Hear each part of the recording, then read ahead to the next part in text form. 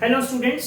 तो हमने मैथमेटिक्स में एंगल एंड इट्स मेजरमेंट में पढ़ा था डिफरेंट टाइप्स ऑफ एंगल्स क्या है, ठीक है। और फिर हमने पढ़ा कि एंगल को मेजर कैसे करते हैं। तो एक मेजर सिस्टम तो हम पहले से जानते थे, डिग्री मेजर, ठीक है, जिसको हम सेक्साडेसिमल सिस्टम कहते हैं। और हमने एक और नया तरीका पढ़ा, रेडियन मेजर, कि एंगल को हम रेडियन में भी गिन सकते हैं। आज हमको एक थियरम प्रूव करना है कि द रेडियन सो डिफाइंड, यानी जो हमने रेडियन मेजर पढ़ा था, जिसको हमने डिफाइन किया था, the radian so defined is independent of the radius of circle, sorry, of the radius of circle used, ठीक है। जो रेडियन मेजर होता है वो सर्कल की रेडियस से इंडिपेंडेंट होता है, ये हमें प्रूव करना है। और ये बताना है कि पाई रेडियन इक्वल्स टू क्या होता है, 180 डिग्री। तो हम इसे कैसे प्रूव करेंगे, देखो।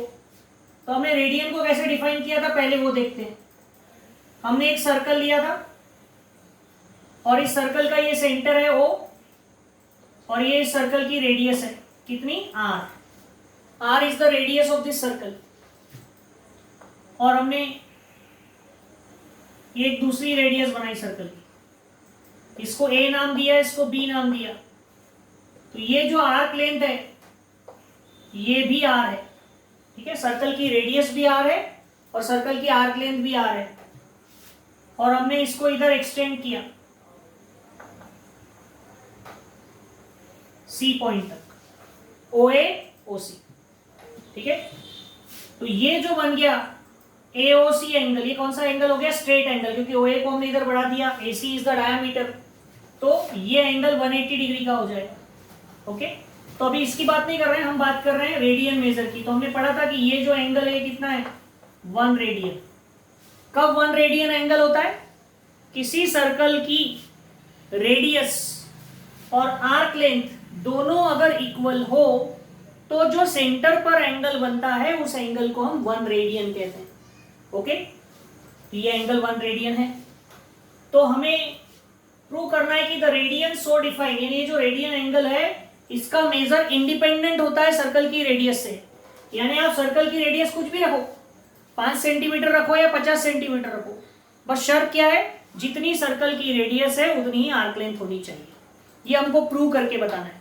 और फिर क्या प्रूव करना है, ये भी बताना है कि पाई रेडियन यानी 180 डिग्री होता है, ठीक है। तो देखो, late R be the radius of the circle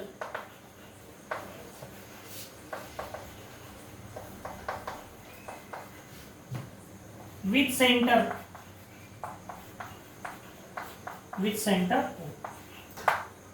R जो है इस सर्कल की रेडियस है जिसका सेंटर क्या है, O, ओके। और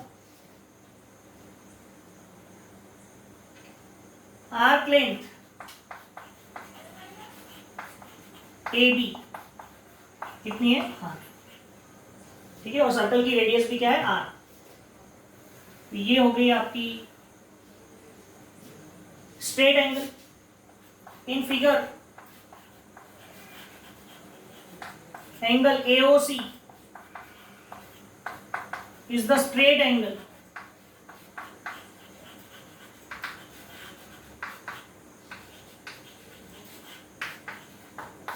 एंगल AOC कौन सा एंगल है, स्ट्रेट एंगल, ठीक है। And major of angle AOC कितना होगा, हमको पता है स्ट्रेट एंगल का मेजर कितना होता है, 180 डिग्री, यानी 2 इंटू राइट एंगल, यानी 2 राइट एंगल के बराबर होता है क्या, स्ट्रेट एंगल का मेजर, ओके। अब हमको एक सर्कल चैप्टर में आपने पढ़ा होगा कि कोई भी सेंट्रल एंगल का जो मेजर है वो हमेशा उसकी आर्क लेंथ पर डिपेंड करता है। आर्क लेंथ जितनी बड़ी होती जाएगी सेंट्रल एंगल भी उतना बड़ा होते जाएगा। देखो, अगर आर्क लेंथ यहां से यहां तक ही रहती तो सेंट्रल एंगल छोटा होता, थोड़ी आर्क लेंथ बढ़ा दिए एंगल बढ़ गया, और थोड़ी आर्क लेंथ बढ़ा दिए तो एंगल बढ़ते जाता है। तो सेंट्रल एंगल का मेजर बढ़ते जाएगा अगर हम आर्क लेंथ को बढ़ाते जाएंगे, ठीक है। So major of angle AOC कितना है 180 डिग्री है। और हमको एक रूल मालूम है, the measure of central angle, the measure of central angle is proportional to the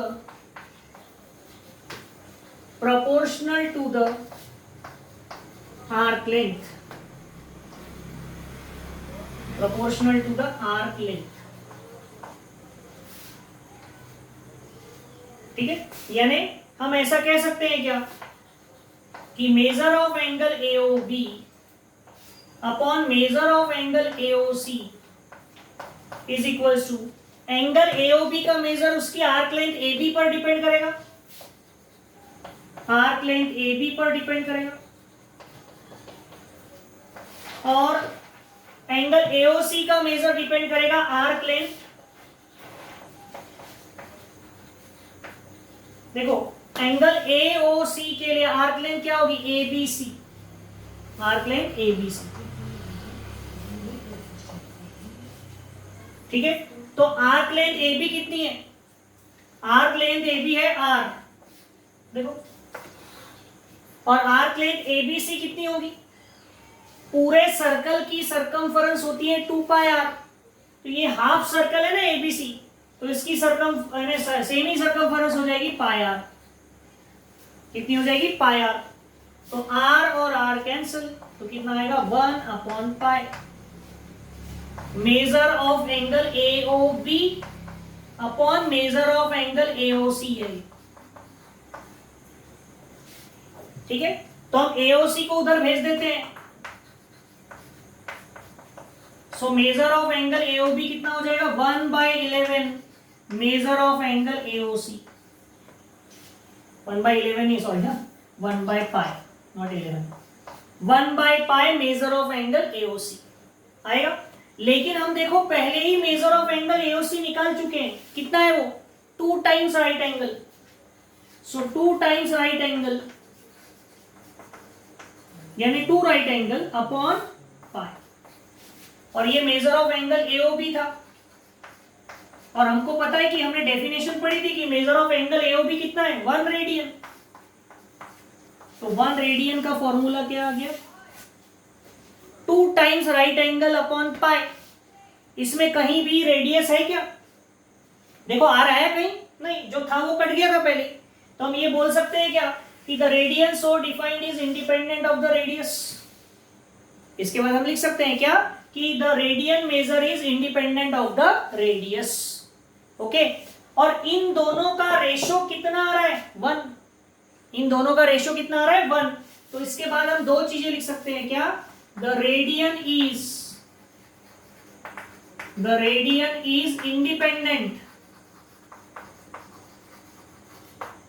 independent of radius। हाँ, ये पहली चीज प्रूव हो गई हमारी। और दूसरी चीज क्या प्रूव करनी थी कि पाई इक्वल टू 180 होगा, तो देखो 2 राइट एंगल और पाई ये दोनों इक्वल होंगे, क्यों होंगे, तभी तो उसका रेशो 1 आएगा। कोई भी रेशो 1 कब आता है, when numerator and denominator both are equal। तो इसको हम इक्वेशन 1 दे देते हैं, तो फ्रॉम इक्वेशन 1 हम ऐसा लिख सकते हैं क्या, pi is equal to 2 times right angle, और राइट एंगल यानी कितना होता है 90, तो 2 into 90 यानी कितना आएगा 180, तो pi radian equals to 180 degree. ये भी हम इससे प्रूव कर सकते हैं, आया समझ में। तो इस तरह से ये थ्योरम हम प्रूव करेंगे कि radian measure is independent of the radius and pi radian equals to 180 degree, okay. Okay, अब हमने 2 तरह के सिस्टम पढ़े हैं, एक तो डिग्री मेजर और एक है रेडियन मेजर। तो हमको ये पता होना कि अगर डिग्री में दिया रहा तो रेडियन में कन्वर्ट करते आना चाहिए, और अगर एंगल का मेजर आपको रेडियन में दिया है तो डिग्री में कन्वर्ट करते आना चाहिए। तो हमको इन दोनों के बीच का वो कन्वर्शन मालूम होना।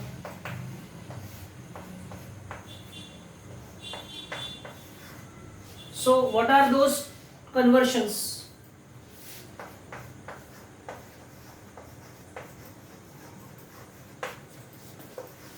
टू कन्वर्ट डिग्री मेजर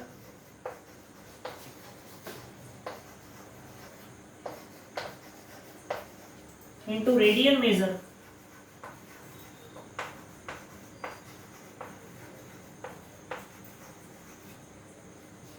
अगर डिग्री मेजर में कुछ दिया है और आपको उसको रेडियन मेजर में कन्वर्ट करना है, to convert degree measure into radian measure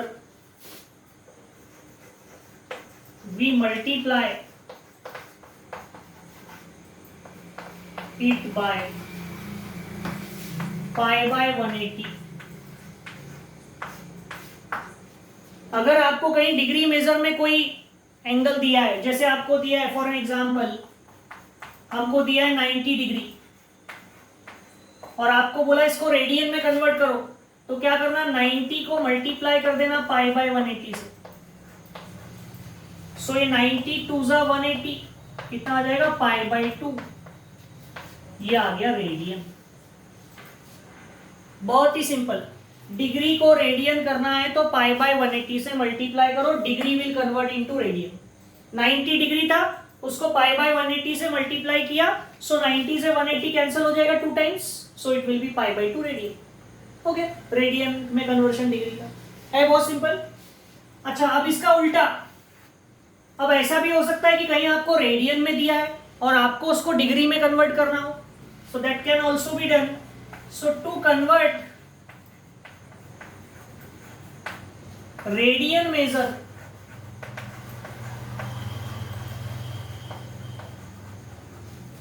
into degree,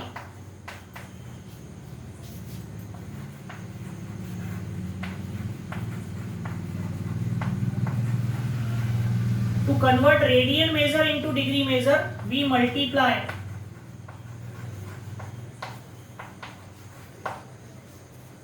it by 180 by pi। देखो एक एग्जांपल लेते हैं।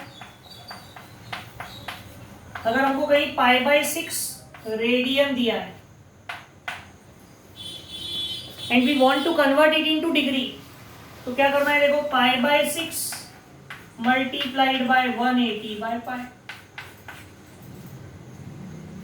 सो pi and pi get cancel, 180 by 6 और 180 बाय 6 यानी 30 degree. So this way you can convert radian into degree. Here we can convert degree into radian. तो ये दो conversion factor हो गए, डिग्री का कन्वर्शन रेडियन में और रेडियन का कन्वर्शन डिग्री में। ठीक है, तो अभी तक हमने इस चैप्टर में जितना कुछ सब पढ़ा है, अब उस पर बेस हमें इस चैप्टर की पहली एक्सरसाइज सॉल्व करनी है। ठीक है, तो let us start the first exercise now. Now see the exercise 1.1, the question number 1. Determine which of the following pairs of angles are coterminal। तो हमने पढ़ा था कोटर्मिनल एंगल्स हम किसे कहते हैं, ऐसे एंगल्स जिनके की मेजर का डिफरेंस अगर 360 या 360 का मल्टीपल हो तो हम उन्हें कोटर्मिनल एंगल्स कहते हैं, और जिनके मेजर का डिफरेंस अगर 360 या 360 का मल्टीपल नहीं आता है, they are not called coterminal angles. Okay, तो हमें क्या करना है, हर प्रॉब्लम में दो एंगल्स के मेजर दिए हैं, आप उनका सिंपली डिफरेंस निकालो। अगर वो 360 या 360 का मल्टीपल आ गया तो दे आर कोटर्मिनल, नहीं आया तो दे आर नॉट कोटर्मिनल। तो हम यहाँ पर इस फर्स्ट क्वेश्चन में डिफरेंस निकालते हैं इन दोनों एंगल्स का। So difference will be 210 minus 150, 210 minus of minus 150, so it will be 210 plus 150, so it will be 360 degree. कितना आया, 360 डिग्री। तो ये डिफरेंस क्या आ गया, 360 या 360 का मल्टीपल आ गया, so therefore the angles are coterminal. Angle कैसे हो गए, कोटर्मिनल। ठीक है, दूसरा क्वेश्चन, इसमें भी आप क्या करना है, इन दोनों एंगल्स का डिफरेंस निकालना। So difference 360 minus 30, So it will be 360 plus 30. So that is 390. So 390 degree is not multiple of 360. So since it is not multiple of 360 degree, ये 360 डिग्री का मल्टीपल नहीं है, so therefore it is not coterminal angle, तो ये को-टर्मिनल angle नहीं होगा। ठीक है, यहां पर देखो बस हर प्रॉब्लम में डिफरेंस निकालना है, तो बड़ा आसान है, माइनस करने वाला क्वेश्चन है। ठीक है, तो अब आपको लगेगा कि सर इसमें से इसको माइनस करो कि इसमें से इसको, कोई फर्क नहीं पड़ता, आप किसी में से भी किसी को माइनस करो। सो -405 -675, सो दोनों माइनस होने के कारण एडिशन होगी, लेकिन सामने साइन माइनस का रहेगा 1080। तो हम इसको ऐसा लिख सकते हैं क्या, -3 × 360, 360 को 3 से इंटू करो तो 1080 आता है, तो 360 का मल्टीपल आया, देखो -3 टाइम्स आया, so it is multiple of 360। ये 360 आ गया था, ये 360 का मल्टीपल आया, so therefore the angles are coterminal. कौन से एंगल होंगे ये, को-टर्मिनल एंगल्स। ठीक है, तो फर्स्ट के ए के बाकी के क्वेश्चंस भी ऐसे ही सॉल्व करना है, हर प्रॉब्लम में आपको डिफरेंस निकालना है। डिफरेंस अगर 360 या 360 का मल्टीपल आया तो वो को-टर्मिनल होगा, अदरवाइज नॉट। ओके, बहुत ही सिंपल सा क्वेश्चन है।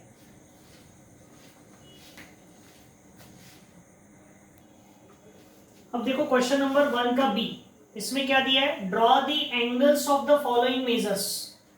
हमको ये एंगल्स दिए हैं, इन मेजर्स के एंगल्स बनाने हैं एंड डिटरमिन देयर क्वाड्रेंट्स। तो हमने पढ़ा था एंगल इन अ क्वाड्रेंट, तो एंगल इन अ क्वाड्रेंट यानी क्या होता है, स्टैंडर्ड एंगल जिसकी टर्मिनल आर्म किस क्वाड्रेंट में है। ठीक है, जिस क्वाड्रेंट में उसकी टर्मिनल आर्म होती है उस क्वाड्रेंट में एंगल है, ऐसा हम उसे कहते हैं। तो हमें एंगल बनाना है, देखो -140 डिग्री का, तो पहले तो एक्स एक्सिस बनाना और फिर वाई एक्सिस बनाना, एक्स एक्सिस बनाना, वाई एक्सिस बनाना, और एंगल कितने डिग्री का बनाना है, -140 डिग्री का। तो एक बात ध्यान में रखना, whenever we are drawing an angle which is of negative measure, so the rotation of the initial arm will be anticlockwise. ये आपकी इनिशियल आर्म हो गई OA, OA is the initial arm, और terminal arm कितना measure करना है उसका, 140 degree, और कैसे घुमाओगे उसको, एंटी क्लॉकवाइज। तो ये एंटी क्लॉकवाइज घुमाया उसको, सॉरी क्लॉकवाइज घुमाया इसको। क्यों क्लॉकवाइज घुमाया, क्योंकि एंगल का मेजर निगेटिव है।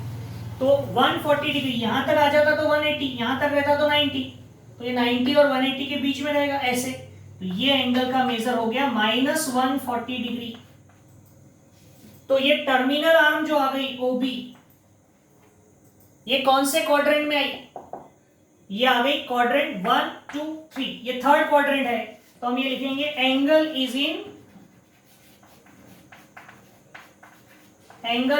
Third quadrant. एंगल कौन से क्वाड्रेंट में है, थर्ड क्वाड्रेंट में। ओके, निगेटिव रहेगा तो क्लॉकवाइज लेना और पॉजिटिव रहेगा तो एंटी क्लॉकवाइज। देखो दूसरा एंगल कितने डिग्री का है, 420 डिग्री का, तो हमने ये एक्स एक्सिस बनाया, ये वाई एक्सिस बनाया, और आपको जो मेजर बनाना है एंगल वो कितने मेजर का है, 420 डिग्री का। तो इसको हमने ओरिजिन लिया और कितना डिग्री है, 420, तो आपको एंटी क्लॉकवाइज जाना पड़ेगा, एक बार पूरा राउंड घूम गए तो कितना हो गया 360। लेकिन हमको एंगल बनाना है 420, तो 360 हो गया, और कितना लगेगा 60 डिग्री, तो 60 डिग्री और आगे बढ़ते हैं।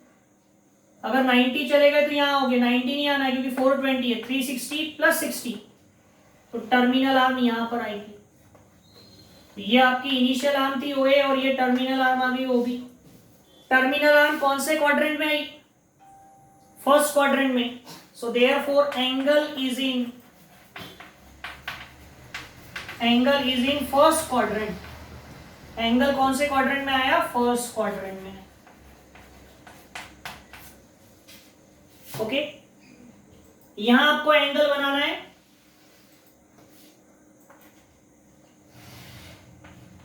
1120 डिग्री का एंगल बनाना है। तो क्या होगा? देखो, एंटी क्लॉकवाइज घुमाना पड़ेगा बिकॉज एंगल इज पॉजिटिव। सो ये एक round 360 degree, second round 720, third round 1080, है ना, 360 720 1080 1080 हो गया, तो और कितना बचा? 40। तो 40 डिग्री कौन से क्वाड्रेंट में आएगा? यही आएगा फर्स्ट क्वाड्रेंट में। तो ये आपकी टर्मिनल आर्म बनेगी। ये इनिशियल आर्म है OA और ये टर्मिनल आर्म होगी। तो टर्मिनल आर्म कौन से क्वाड्रेंट में आ रही है? फर्स्ट क्वाड्रेंट में। सो therefore the angle is in first quadrant. कौन से क्वाड्रेंट में आएगा? First quadrant. टर्मिनल आर्म कौन से क्वाड्रेंट में आ रही है? बस ये इंपॉर्टेंट है हमारे, ठीक है। इसके बाद देखो, ये एंगल -820 डिग्री का बनाना है। ये एक्स और वाई एक्सिस बना लिए। अब निगेटिव एंगल है तो आप एंटी क्लॉकवाइज नहीं जाएंगे, कैसे जाएंगे? क्लॉकवाइज। तो ये एक 360 720 और ये 90 आ गया, 810, और थोड़ा सा आगे जाना पड़ेगा, नहीं यहां कहीं आएगा। ये आपकी हो गई टर्मिनल आर्म AOB, ठीक है। ये एंगल कितने डिग्री का हो गया? -820, क्योंकि हम कैसे गए? Clockwise. So angle is in third quadrant. Angle कौन से क्वाड्रेंट में आएगा? थर्ड क्वाड्रेंट में आएगा, ठीक है। तो इस तरह से हम ये क्वेश्चन नंबर 1 का जो B है उसको सॉल्व कर सकते हैं। ओके, समझ में आ गया है सबको? ओके, अब इसके बाद के जो प्रॉब्लम्स है आगे एक्सरसाइज 1.1 के, we will discuss that in our next class. Okay.